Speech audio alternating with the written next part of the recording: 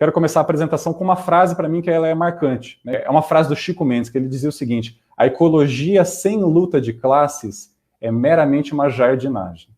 Essa é a lógica que norteia as nossas denúncias e as nossas proposições políticas, dentro do PSOL e nas barricadas que a gente está indo hoje, as cabeças nas eleições desse jogo burguês, o jogo dos ricos, o jogo viciado da classe que a gente quer derrubar.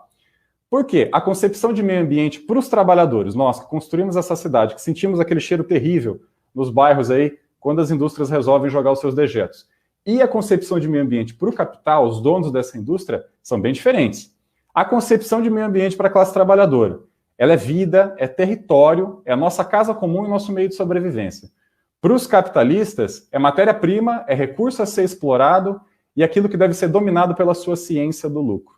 Eu vou começar de um macro e vou trazer para um micro, porque vocês vão entender muito bem para onde eu vou estar chegando. Talvez eu extrapole um pouquinho dos 10 minutos aí, 10 minutos cruéis, mas que eu prometo ser o mais didático possível para a gente tentar construir uma reflexão muito precisa, porque a gente precisa tratar do meio ambiente com a necessidade crítica que ele merece, né? Em junho eu fiz uma publicação falando a respeito desse fedor, desse mau cheiro, que eu, como morador da Vila Santa Maria, até acostumei, porque é mais de 20 anos morando ali, 27 anos morando, né? Mas que muitas pessoas, eu ouvir e mexe, né, quando o fedor está mais forte, a gente acaba sentindo, né? E repercutiu, muitas pessoas começaram a compartilhar, a comentar que também sentiam, e quando eu fui ver, mapeando ali pelos comentários a participação das pessoas, praticamente a cidade toda estava sentindo esse fedor. Então, eu resolvi trazer esse assunto aqui hoje, né? Fui atrás pesquisar um pouquinho, e recentemente, inclusive, a gente teve uma notícia aí na mídia que endossasse um pouco mais desse assunto, né? Mas eu vou chegar lá do macro para o micro, né? Para dizer o seguinte, o que está por trás desse fedor? Que, como eu brinquei na publicação, é o cheiro do lucro, né? Estava falando lá. A mesma coisa que está por trás desse fedor é o que está por trás da poluição do Ribeirão Quilombo, que está nos aguapés da represa do Salto Grande, nas queimadas dos canaviais, e essa péssima qualidade do ar que nós temos aqui na cidade, né? E é justamente sobre o que está por trás que a gente quer abordar aqui nessa live de hoje, nas proposições políticas que a gente faz. O modelo de sociedade que nós temos hoje é um modelo de crises, desde o aquecimento global, da guerra por petróleo no Oriente Médio, da privatização da já escassa água dos países do continente africano, desmatamento do agronegócio na Amazônia, que a gente ficou assustado quando viu aquela nuvem das fumaças chegando aqui na região sudeste, a crise do abastecimento de 2014, 2016 aqui no estado de São Paulo, o fedor que a Suzano está produzindo, e a pandemia do Covid-19 que a gente está sofrendo hoje, todas elas têm ligação com um modelo predatório de desenvolvimento e dominação da natureza pelo homem. Esse modelo que a gente está acostumado, que praticamente a gente não consegue pensar fora dele, porque a gente não consegue se imaginar longe disso, porque nós nascemos nisso, e que sem a leitura política, sem a reflexão e construção coletiva, a gente não consegue imaginar uma solução para além. Por isso que a gente está aqui cumprindo esse papel de pedagogia no momento de eleições, né, para falar de política como ela pode ser, não como ela é, de fato, hoje. Então, essa lógica, né, ela está pautada de como é que as elites mundiais e suas organizações ditam como é que é o jogo dos ricos, né? Banco Mundial, Fundo Monetário Internacional, a Organização Internacional do Trabalho, a Organização Mundial do Comércio, todos esses partidos políticos da burguesia mundial, eles moldam como é que vai ser as regras do jogo para todos os países, né? Para uma Noruega, por exemplo, ganhar prêmio de preservação ambiental, ter sua energia renovável e tudo mais lá fora, ela precisa explorar o petróleo e mandar os seus dejetos para o dito terceiro mundo. Então, onde é que o Brasil está inserido nessa lógica aqui? Da seguinte maneira: os ricos querem as nossas terras férteis para produzir do bom e do melhor para ser exportado para eles, e a gente fica com a segunda linha disso que a gente produz aqui dentro, né? Então, eles pegam os nossos minérios da melhor qualidade para produzir os carros e os eletrônicos deles e mandam para a gente do triplo, quádruplo do preço, com o imposto embutido nesse estado capitalista que a gente vive hoje, para sustentar essa pequena burguesia. A nossa água suja com o açúcar e o corante que eles vendem engarrafados aí nos restaurantes a um preço muito caro também, para desengasgar esse não, essa angústia que a gente sente aqui. E o nosso povo ganhando salários péssimos, uma péssima condição de trabalho, trabalhos desqualificados, amontoados nos grandes centros urbanos, porque o resto do país, meus amigos, minhas amigas, é o quintal do imperialismo. Ele tem que ser feito para exportar o café, a laranja, a soja, o gado. E no nosso caso aqui da região metropolitana de Campinas, a cana-de-açúcar, né? Se a gente for pegar a Americana, falei que eu ia do macro para o micro. Se a gente pegar a Americana, agora falando da sua condição industrial, muito conhecida, né, num passado não tão distante assim, como a Princesa Tecelã, produtora de tecidos e tal, ela teve sua industrialização, como bem trouxe aqui algumas conversas atrás, o professor Marcos e o Davi, em cima da indústria têxtil. Junto com a indústria têxtil, chegaram também indústrias secundárias e terciárias de produções de materiais relacionados a esse desenvolvimento dos tecidos. Então, muitas tinturarias vieram para cá, não só aqui na região de Americana, mas como na região metropolitana de Campinas, né?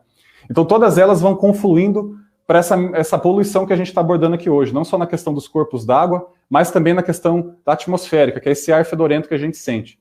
Se a gente pegar a topografia de Americana, né, o mapa de como é que se comporta o relevo da cidade, ela está numa região baixa, se for comparar cidades vizinhas.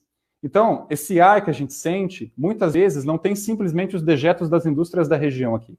Ele traz dejetos, por exemplo, do ozônio, que é produzido em grandes cidades como Campinas, a Replan, ali na refinaria de Paulínia, às vezes até da grande capital de São Paulo. Então, tem vezes que o cheiro é tão forte para a gente que acumula todos esses odores, esses dejetos produzidos nas atmosferas das cidades vizinhas, ou até da capital de São Paulo, como é longe daqui. Então, tudo vem parar para cá, que é um ambiente um pouco mais, tem um cume negativo, vamos assim dizer, né?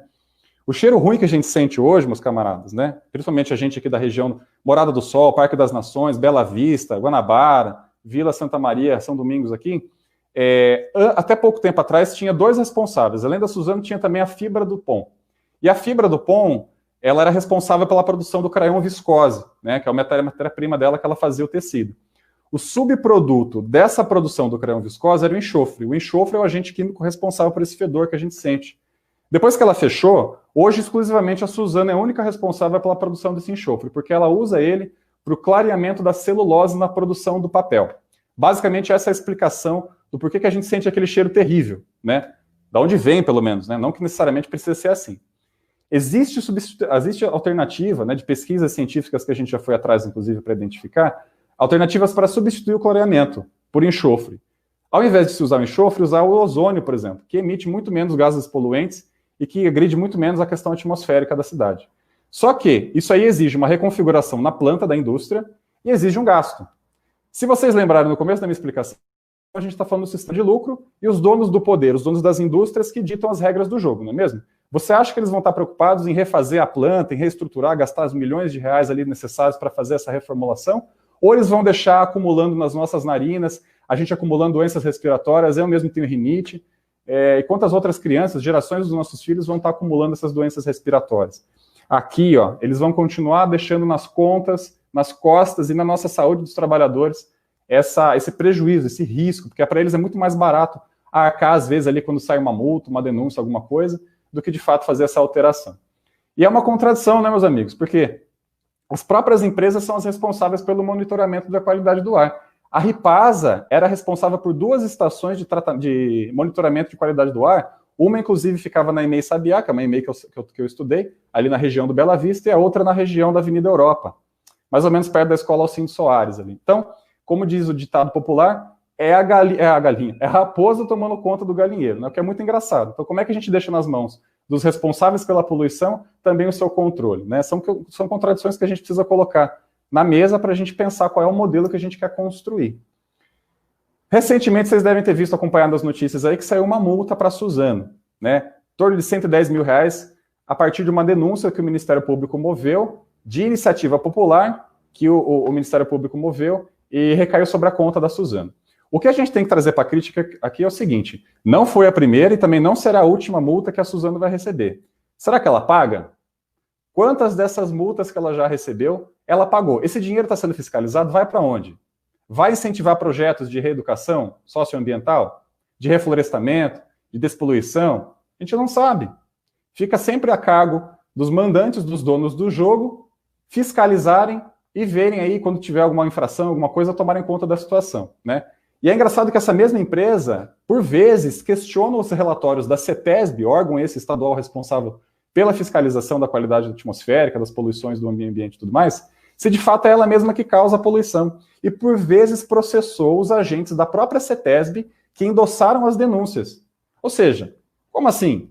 Ela não pode ser fiscalizada e quando é fiscalizada ainda acha ruim? A gente está sentindo esse cheiro todo dia. Somos nós que dormimos aqui nos bairros que acostumam com esse fedor. Até porque a planta da empresa não é americana, né? É em Limeira. Só que Limeira fica com a arrecadação tributária e a gente fica com o fedor. A gente fica com os dejetos e com o resultado da saúde pública precarizada, ainda mais precarizada da cidade. Aí a gente faz as questões, né? Os questionamentos e tudo mais. Não tem um partido verde aqui na cidade? Faz tempo já, né? Partido Verde, que era para ter uma preocupação um pouco mais com o meio ambiente, tudo mais, já teve secretário, e aí está se lançando, inclusive, como pré-candidato aí ao executivo, né? E tem também os adjacentes aí ao legislativo. Há décadas nós sofremos com esses problemas, meus amigos, minhas amigas. Não tivemos solução para nada, seja a preservação das áreas ambientais, como disse a professora Ângela aí, descarte dos entulhos, a represa, né, acumulando os aguapés, e a solução para os corpos d'água poluídos, não teve solução nenhuma.